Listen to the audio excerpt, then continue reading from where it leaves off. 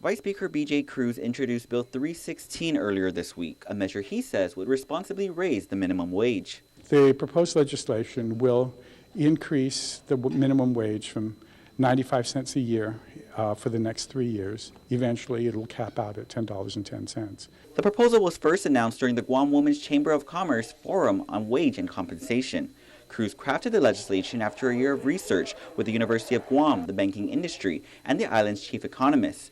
Cruz says despite some assertions, jobs will not be lost as a result of this bill. In fact, he says after the 3 minimum wage increases from 2007 to 2009, the numbers of jobs never dropped. So this fallacy that it's going to cost jobs and we're going to lose jobs is completely untrue.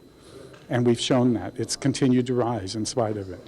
And so I think it's time. However, not everyone feels this way. Obviously, we oppose the measure. Guam Chamber of Commerce President David Letty says he believes every employee should be given greater wages, but based on their labor and effort. We believe that wage increases or increases in wages should be based on the strength and the health of the economy. And we should allow our businesses, our job creators, to be able to determine that, to determine the balance based on the needs of their employees and the economic stresses that they face. He further believes arbitrarily increasing wages will come at a cost to businesses. Whenever wages are increased arbitrarily, there's that rippling effect where everything else will increase. Prices of goods and services, housing costs. Just like individuals, businesses that buy products and services to support their production, if prices go up, they cut back on expenses as well, including labor. It was just last month when the Chamber formed a legislative review committee aimed at gathering information on bills dealing with the commerce, business regulations, and those dealing with the island's economy. Board Chairman Peter Scroll, meanwhile, says despite what some economists may say, in his years of experience, when the minimum wage has gone up, so have prices. Because I'm totally confident, despite what any economist says, because it's one thing to be an economist, it's another thing to own your own business. And it's not an easy thing that we have to do.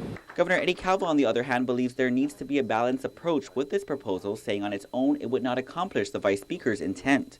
Today, he backed efforts by the Republican minority who late this afternoon announced plans to introduce a measure aimed at addressing higher costs. Senator Chris Duenas explains. So what we're going to do today basically is introduce a piece of legislation that will reduce the GRT by 5%. That will equate to approximately now a 3.8 GRT, gross receipts tax rate on our businesses. This reduction would mean that for every $1,000 a business makes, the business will pay $38 in GRT instead of $40, which is based on the current rate.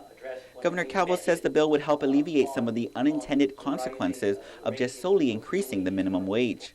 If we can alleviate some of the pressures on the income producers, in the businesses, in those that own jobs, that own companies, that hire people, then that could help balance the effects of the increased costs as a result of the minimum wage increase. Calvo says if the proposal on Bill 316 are presented simultaneously to him, he would sign both measures into law.